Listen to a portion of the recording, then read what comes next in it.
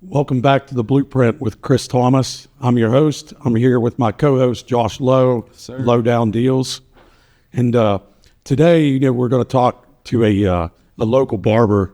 Everybody sits in a barber chair, but not everybody leaves transformed. Today, we're talking with someone that doesn't just cut hair, but he hears stories, sees struggles, and he shapes confidence every single day. Barbershops have always been more than a place for a fade. They are therapy rooms, confession booths, and community centers.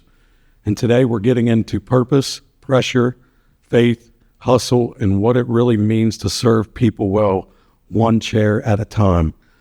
And we're here with Roux Carpenter of the Crowned Owl Barbershop. How you doing, Roux? I'm doing well, thank you. How are you? I'm going to say local legend, by the way. Local legend, yeah. Thanks for coming in, man. We greatly appreciate it. Sir.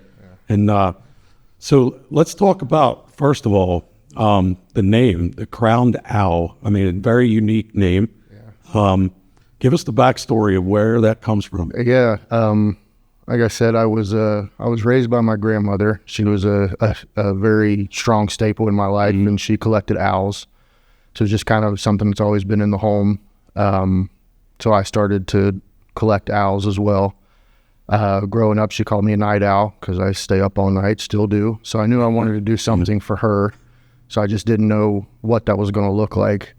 And throughout my journey at the Barber Academy, the owner said I was by far, pound for pound, the best student that ever came through at that time. He said, you don't complain, you don't, mismanage your time. He said, we see your sacrifice, your struggle, good leadership qualities, all that. He said, I don't think anybody will ever take your crown from you. And that was just through casual conversation. And I kind of took that as a trophy. And I'm like, I'm going to keep that. So I meshed the both together and I got the Crowned Owl Barber Company. There you go. With the help from my wife. She's absolutely intelligent. So genius. She threw some of that in it too. And I'm like, that's it. That's where it's at. And I mean, it's such a cool name. It is unique. Thank you. Doesn't have the cliched, cuts or hair or something in the name. Oops. It doesn't say anything like that. It's a Crowned Owl Barber Company. And I mean, you got a cool logo too. Thank you. So did you design the logo or did you have somebody? Nope, I designed it all. I don't remember the app. I'm technologically challenged. I don't remember I think it was Canva, if that sounds right. Right. I think that's what I used to use it. Yeah, so I was messing around and I pieced everything kind of together and took a long time. I'm very picky. I don't settle when it comes to stuff like that. So it took a long time. Same thing with your cuts too. Yeah, a lot of frustration and a lot of scrapping and going back to the drawing board. Yeah. And when it all came together, I'm like, that's it. And I kept going back to it. And I'm like, that's why. But you wasn't going to settle for just anything. Yeah. You think you probably got tired at times and like, oh gosh, but you knew. Oh yeah. It was going to speak to you when you knew you had the right Absolutely. For sure. Yep. So how did you get started cutting hair? Where did it start? It started probably originally in high school. I graduated in 2005, so that was a long time ago. Jeez. Yeah, I'm an old man. So we really didn't have a barber in our town or neighborhood. My mom was cutting my hair, and it was kind of love her. Grab and chop with kitchen scissors. It's what we had, and I'm like, I can't go into high school like this, Yeah. So we started cutting each other's hair, some friends, and I kind of stuck with it. And I was the go-to guy there for a little while. And then I started out of high school. I started working with at-risk youth in different capacities, detention centers, and some of those kids either didn't have the means to go get a haircut, or they didn't have the behaviors appropriate to leave campus to get taken care of. So I started cutting their hair, and I learned that, sitting down with a angry teenager and helping them feel good about themselves just through, it's just a haircut, really built rapport, and you see their confidence kind of go up. So I was like, there's something there. So I kind of hung on to it, but I never really took grasp of it throughout my 15 years of working with kids and doing other things, So since you started cutting hair, like in high school, like was this always the plan? No. That you were going to? No, I was going to go to college and be an architect. That was the plan all through school, and made some really poor decisions my senior year. So that was no longer an option. So then I never really had a set career path. You know, I didn't know what I was going to do. I just knew, you know, you get up and you go to work. You know, that was our mentality, and I didn't know what I was going to do. I didn't know what I was going to do until I was probably 32. I went back to college. I was going to teach high school history and English. That was the plan, and I learned really fast that college is not for me. That wasn't God's plan for you. That was not the That was plan. your plan. Yeah, that was my plan, and like I told you before, I think I was just in his way. Yeah. You know, trying to figure it out instead of listening. But I realized that, you know, college isn't for me, you know, and then I got to thinking too, like there's a lot of young men and women, but, you know, I'm an advocate for young men that feel like they have to status quo, go to college, you know, and that we're not all built for that. Because that's what we're, you know, a lot of us are taught, you know, that you got to study hard, go to college, or you won't be, you know, the American way that, you know, there's a facade sometimes. Yep. So when did you realize that, you know, this was more than a job, being a barber? I realized this was more than a job probably just a few months into opening the shop, which the Crown Dow has only been open for almost 3 years. So we're relatively young in the industry. One hell of a clientele base though. Yeah. We got about 1,500 circulating clients. Uh-huh. Yeah, which is insane. So That's a blessing. It's good. Exactly. But I realized this was more than a job when moms and young men were coming back and saying, like, this is the best haircut we've ever had. Yeah. And it's more than just the skill set that the barber delivers. It's the experience they get in the chair. Yeah, it's definitely way more than a haircut. I remember sitting there one time myself, just a little bit of testimony on this. Mm-hmm. I'm like, well, your shop's in Bethesda, Ohio. And I'm thinking back to the Bible and all the people that would circle at the pool of Bethesda. And I'm like, dude, you're like at the pool of Bethesda. People are coming here from work, coal mining, pipelining. Roux will tell them, like, come in dirty. I don't care. I'm not like this. You just come in the way you are right after work, and I'll take care of you. Come in as you are. And then people are coming there for thinking they're going to get a haircut, and they're getting a little slice of hope in that too, because you're encouraging them then. And it's like something I always tell everybody when I said, they're like, where'd I go get a haircut? I'm like, dude, you got to go to the Crown Dow because it's way more than just a haircut. Mm-hmm. So I appreciate it. Yeah, you got it. Yeah. A little testimony on that part, because that's where I go. There's two of us at the shop, and I tell them all the time, you know, it's 10% haircut. Mm-hmm. You know, it's 90% experience. Mm-hmm. You know, so always be genuine, be authentic. Yeah.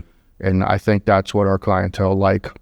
Yeah, and you said something about architect. So would you also put a piece of your architectural, like, what you like, what you love that stuff, and you put a piece of that into your shop as well, with the way everything is placed, the way that that it's set up. So that's pretty cool too. You still didn't let that go, but God still used that gifting and your love for it. And you're designing, people's hair. Yeah. So, architect for sure. So I mean, being a barber, I mean, it's definitely a skill that not everybody can do. But what's harder? Is it learning the skill or staying disciplined in it? Oh, definitely staying disciplined. Yeah. Yeah, I feel like, if you're willing to learn, I think we can all learn to cut hair, to groom, especially in the industry we're in. It's, a lot of people look at, quantity over quality. So it's not difficult to learn the skill. It's the discipline, knowing that, we make our own schedules 90% of the time. So showing up every day, having the discipline to know, like, I'm not done learning, just because you've got a license and you've got a shop and you've got a steady income, you're not done learning. And the discipline to know, like, I'm not sure I know how to execute that haircut that you're showing me, and, consulting with your client and being like, hey, like, we'll give it a shot. It might not look exactly like the photoshopped Instagram picture. Yeah. But we're going to give it a kick. Yeah. So something you said brings me, to a point I had. People think purpose has to be flashy, and sometimes purpose just looks like clippers, consistency, and showing up every day. That's purpose. Yeah. And I know that, like, for you, like, sometimes your schedule, you'll go. The one time I came in at like 7:00, and you're like, nope, I got like 1 or 2 more left after that. So you got to stay consistent. I just be down. We take on Tuesdays, Thursdays, and now Fridays for myself. I take clients from 9 a.m. to 9 p.m. Wow, that's impressive. And it's every half hour I've got Somebody coming got in. a service to provide. Yeah. Yep. You're serving business all day long. So All day long. Yes, sir. So, what's something people don't realize that barbers hear every day? Oh Lord. guys in there coming there talking about their wives, and I'm just kidding. Yeah, we get a lot of that, and we've got a little sign that see, hiding from the wifeys. That's a funny joke. We get a lot of that, but on a comical note, I think what we hear is, no target towards young moms, but when they've got the little kids, they're like, my baby loves a high drop fade, a hard part, and it's like, he's 2. He doesn't know what any of that is, so he doesn't like anything. So I think, that's the comical part. But I think what they don't realize we hear on a serious level is we got, I think in the introduction, you guys said it's a confession booth. Mm-hmm. Hear a lot of guys come in and really open up. And I'm seeing it more in our younger population. They're like, I don't know what to do after high school. I have no idea, so it's like, they're looking at us down there. It's like, hey, I don't have to go to a big school. I don't have to have it figured out. I was 36 years old when I went to barber school. Right. And so it's like, you don't, there's no time limit. There's no age. I mean, we're all limited in time, but it's like, it's never too late. Yeah. And that brings me to a point too, because I know that you also have been wanting to start a school with what, you've been cutting hair, because you still want to teach. So you've still been looking for the perfect place to get a building to start a school with the square footage and all that stuff that you need for that. So it's not easy. That may be something I have to help you down the road. Chris here. I'm looking. You sell homes and buildings, Chris, or? I mean, yeah, I do, I need at least commercial square feet. rentals. But I didn't become a realtor till I was 40. So, I made a transition from a 6-figure job for 16 years, with pension and insurance, and walk away from it to do something with no guaranteed check. You're absolutely But I bet on myself, and what I was called to. And as blessed as we are, this isn't a guarantee, because everybody could find somewhere else to go and we could be empty tomorrow, So I went from some pretty good jobs, bringing home some pretty decent money. I mean, I do okay now, but it was a big risk, jumping in with 2 feet, zero clients. Zero clients. Yeah. And I'm like, It's faith. it's probably the biggest leap of faith I've ever taken. I once got my hair cut somewhere else. It was right before Warrior Conference. And I was like, bro, you didn't leave yet, right? He's like, no, I can get you in. So I literally went and got my hair cut. And then I was like, I need you to fix this, bro. And he obviously, and Roux doesn't talk smack on any other barbers either. I know that too. He doesn't talk smack. He doesn't do anything. He just went and did his part and said, I can see where they maybe need to learn this a little bit more. They actually did pretty decent here. That's a good quality too. Constructive criticism. Yeah. You just don't talk crap on people. No, there's no gain in it. There really is no gain in hate. Yeah. And that's what that is when you downplay someone else's skills, that probably was the best of their ability, and you got to give them credit for Yeah, and you did. So, but what we like to say when folks come in and be like, oh, I need you to fix this, there's nothing to fix, but we'll make adjustments. yeah, that's good. That way we're not knocking other people in their craft. That's solid for sure. So have you ever had someone sit down that you feel they're broken, but then they leave lighter? I would like to think so. I don't want to speak for them, but I would like to think so. Couple guys come to mind where I've seen tears. I've handed, grown ass men with tissues and everything that could probably bench this building a box of tissues, and take your time. So do people ever ask you for life advice? I don't know about In a chair. I don't know about life advice. It's more like, how'd you get started? Kind of like what path did you take, kind of stuff. But I don't know if I've ever really gotten asked about. If I did, I didn't realize that I was giving life advice. That Holy Spirit was just speaking through me. It just comes out. I mean, I sat there for I've gone to the barbershop and sat there like you see in movies and stuff, and just heard you talk to clients, and you do so well listening.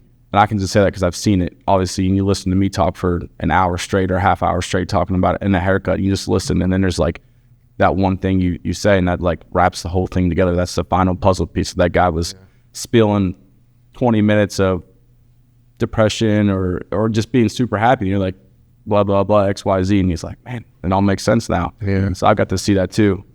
So how do you balance listening to everyone without carrying their weight? That's not my weight to carry. Yeah. You know, yeah.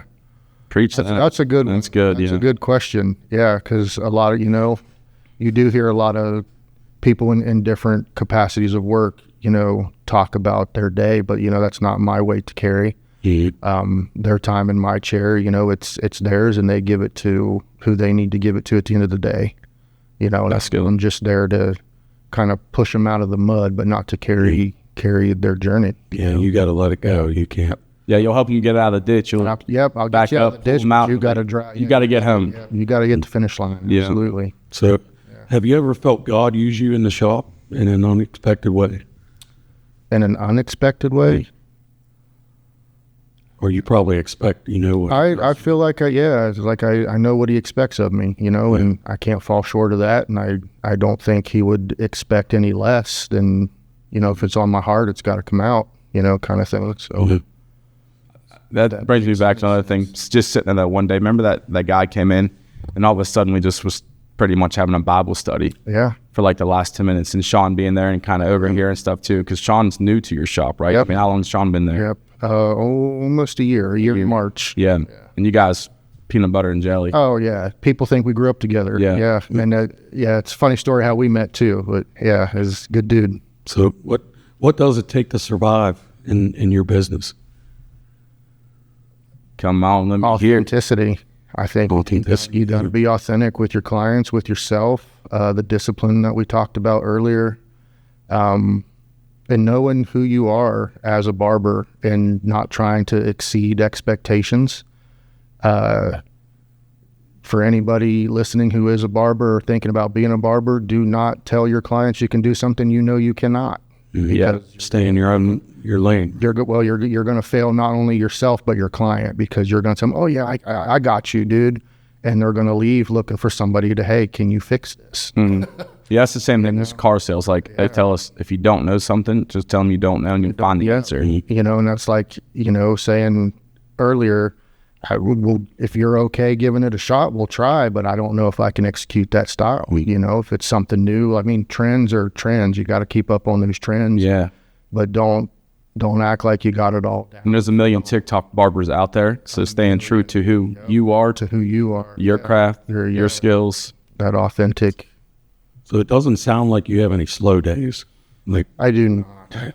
so then how do you handle burnout? Burnout. Yeah, that's good. I have, when I'm doing my schedule, I've got one day in the week I call my flex day, and that's a Wednesday. If I'm feeling good and knowing like, hey, I can grind out some more haircuts, I'll open Wednesdays up. And when I'm like, man, I'm really not getting anything done at home, I'm taken away from the family, or I'm just burnt out, then I'll close those Wednesdays back. That's good. And I also make sure that I keep my Sundays and Mondays are my days off. I used to say, yeah, I get you on a Monday, no big deal. Mondays are mine. That's my day. I am an introvert. I'm a loner. That's how I recharge. So Monday, my son's at school, my wife goes to work.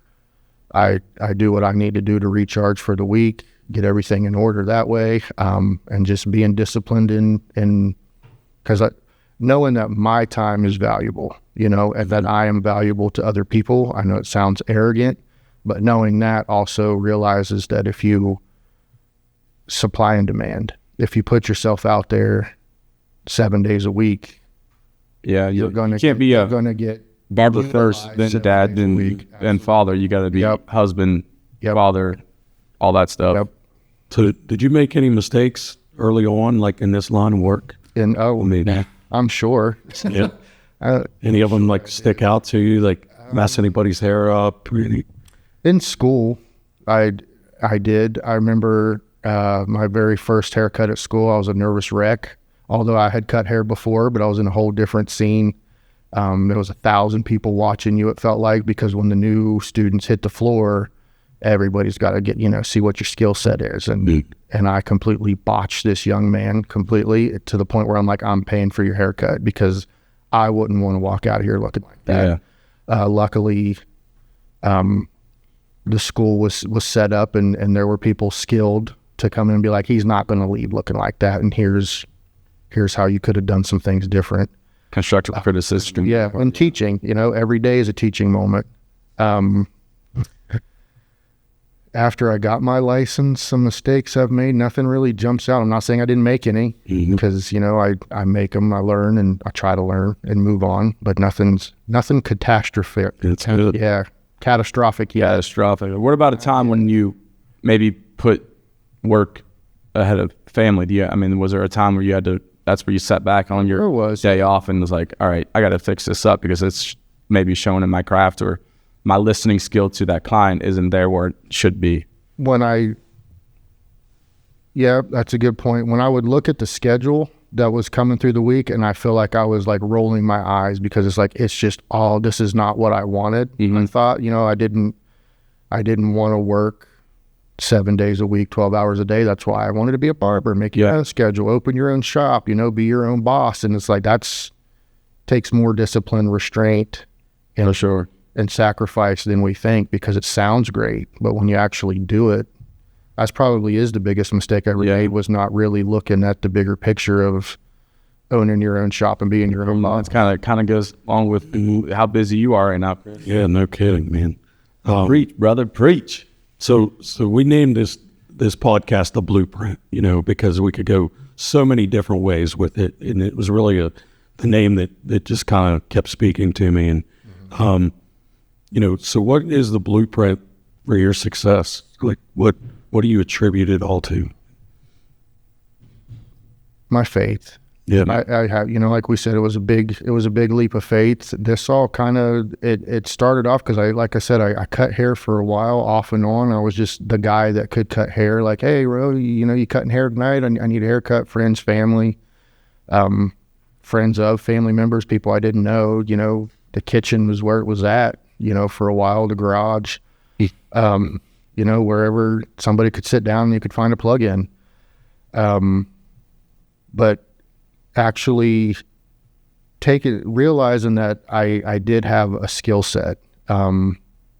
Southern Utah, there's a wilderness therapy program called Red Cliff Ascent, and I was a field guide there, and there was kids from all over the world. They were, quote, the worst of the worst. They got sent there for rehabilitation, behavior-wise. And I cut a young man. He came, his hair was long, and they don't shower every day. It's part of the program that you shower once a week. And his hair, he just couldn't keep it, it wasn't healthy. He couldn't take care of it, and it wasn't all his fault, but he's the one that got blamed for it, kind of thing. And I'm like, let me cut that for you. And he's like, I don't know. I was like, let me cut your hair. So I opened up the med bag and I got a pair of scissors that you cut gauze with, with the rounded point, and they're kind of like bent. That, and somebody whittled a comb out of a piece of wood. It was a piece of juniper root. So it's kind of, if you know what that is, it's real flat and long, and they use it to bow a fire. For the board, for the coal. They whittled a comb out of it, and that is what I used to cut this man's hair.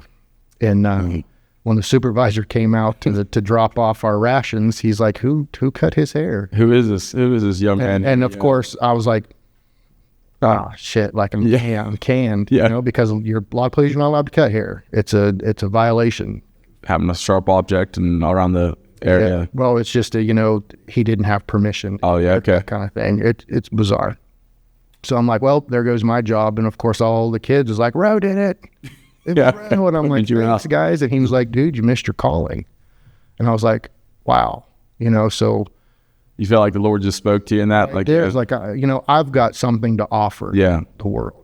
And it might not be, $1 million, but I've got something to offer. That's $1 million haircut right there, though. Yeah. And he was a changed kid, because they stopped harping on him about wash your hair. Wash your hair. Like, you can't. It's limited. Yeah, it's limited. We're out here in the wilderness right now. Yeah. Yes. So, you talk about your faith being the blueprint, and I concur with that. And I know Josh the same way. But Yeah.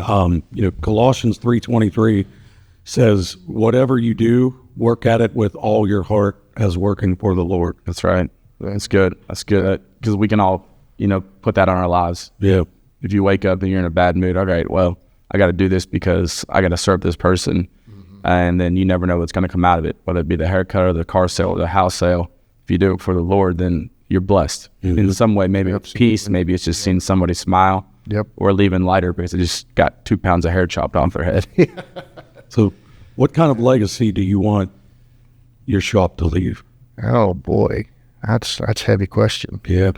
I've got hope that, when people hear about the crowned owl and later on in life when they talk about the crowned owl, that it is that of a place to go, be comfortable, belong, leave feeling better, whether they got a haircut or not, if they come down to sit in the Just hang out. in the chairs and hang out and just talk to people, meet new people. It's like, oh, I didn't, I've been looking for somebody to cut my grass, kind of stuff. Cause we've made connections and met people that, there's careers out there you don't even think about. Like one of my favorite guys is, and I don't use the F word very often, but he's a favorite.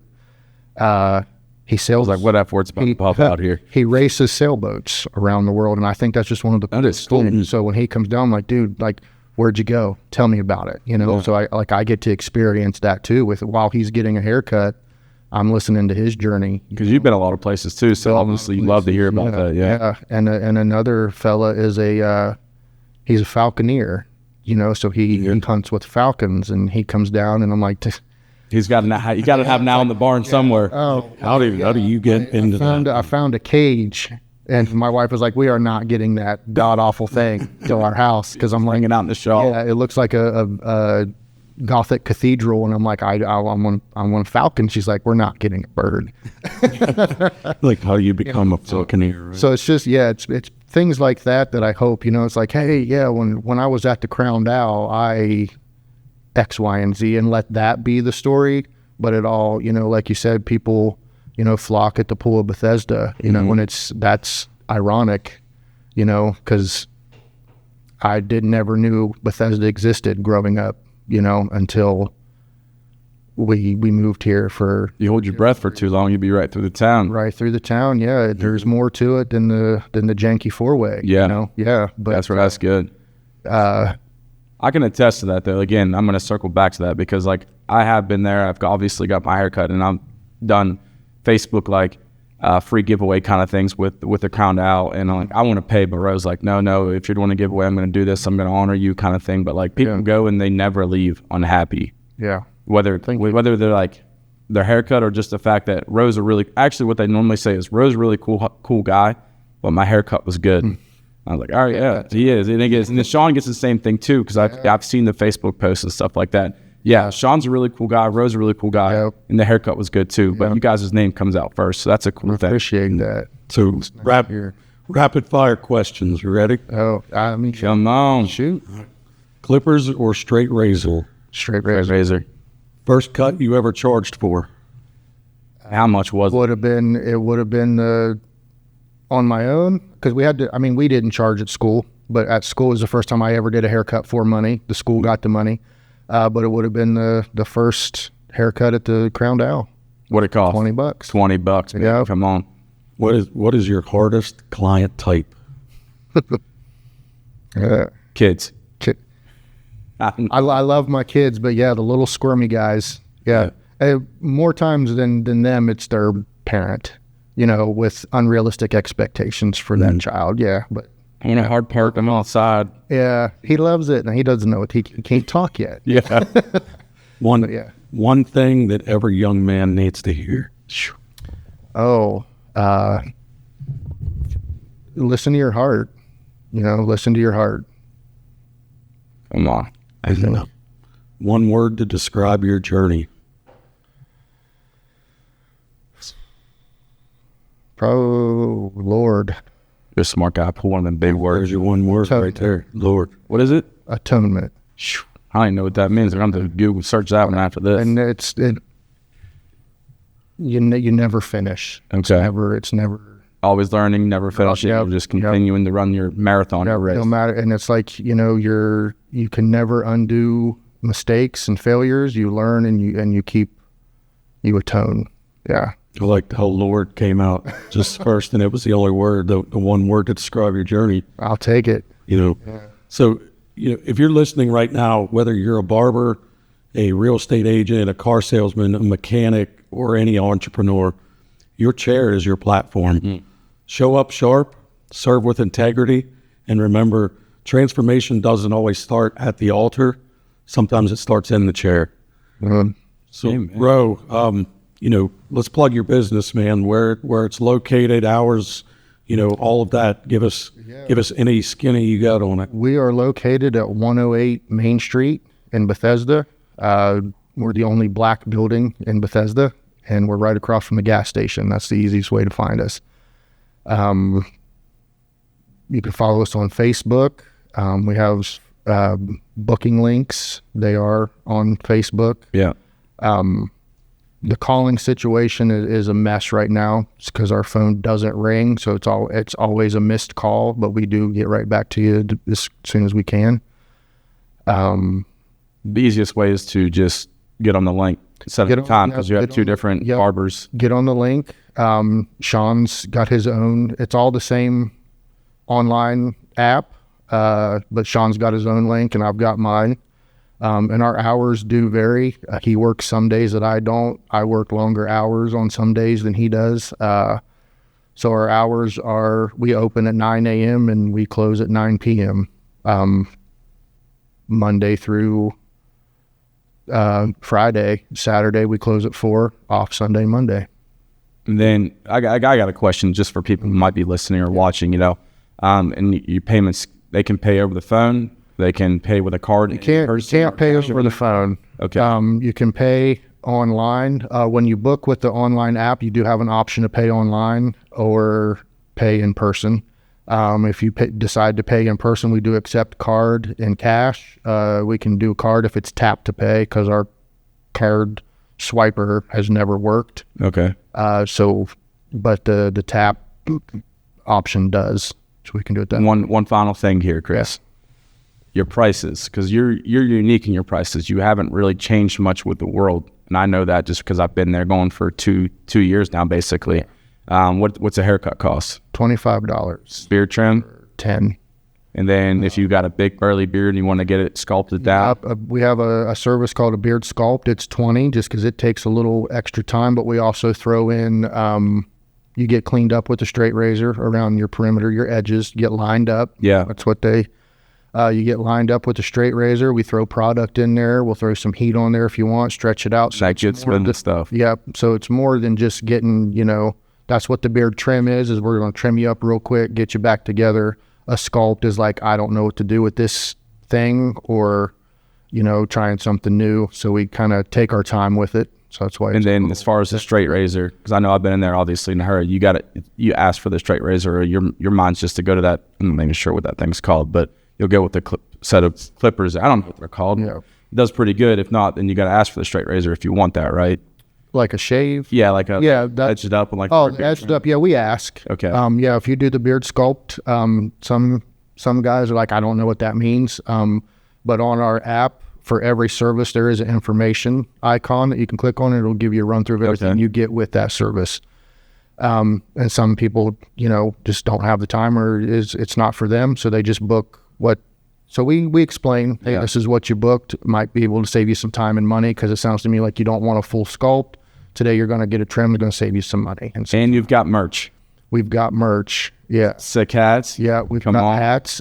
Huge shout out to Austin Campbell from the Three Feather Hats Company. Yeah, Three Feathers. Yep, Three Feathers. Tongue tie every time. We found him, and he does an immaculate job on our hats. They come in 2 different patch styles. One are our patches the same, Chris? Can you give us a look up here? No, it's mine different. They're a little bit. Okay, so we both have different patch. So we've got that. We did a trial run of beanies, and they were gone on day 1, but they come in the 2 separate patches as well. All of our merch is in black. For the t-shirts, we do Next Level. It's real soft. Absolutely love it. Great quality stuff for sure. And the logos obviously are gold. T-shirts are 30, hats are 30. We did the beanies for 20. I feel like that's a little steep on the beanies, so I think next round we'll adjust accordingly. Yeah. We do tumblers. I think it's... You got about everything. Oh, yeah. We try. Tumblers, ink pens. I think that's about it. And then if you go out of town, anybody listening who does get merch and does get their haircut from the Crown Dow, wear your stuff when you're out of town and post it, because they also shout out the customer every single time, whether you're in Florida or any state that's out of this area. Make a post. Yeah. Yeah. Made it to Greece. Made it to Greece. Yeah. It was really cool. So we like to get that. And like Josh said, we throw a shout out and see where we can get throughout the world, because it's more than, everything's more than what it is, so it's like, you take us with you, that means more than a 5-star review for me. I'm just going to speak for Sean. Sowing seeds in a different way. It's like with the Lord, you're sowing seeds out there, but still, who knows when a message might pop up on Facebook when someone's like, I want a haircut, and they're 8 hours away. And you can still, whether they travel to you or still give them the advice to, hey, talk to the barber about this, or maybe they just start telling you about their whole life, and there you are, a therapist again. Here I am. So if you're looking for a cut, make the trip to Bethesda, Ohio to see Roux Carpenter at the Crown Dow. You won't be disappointed. This guy's got a foundation, and he's really got it together. A man of integrity that does an incredible job. And pick up some merch while you're there. It's a cool logo, cool hats, shirts. But support your local barbers. They're doing more than you think. Yeah, first person to go to the Crown Dow from this is going to get a free haircut on me. Let me bless you guys. There you go, Josh Lowe paying for your haircut. There you go. Hey, I love you, but God loves you more. Come on. See you next time.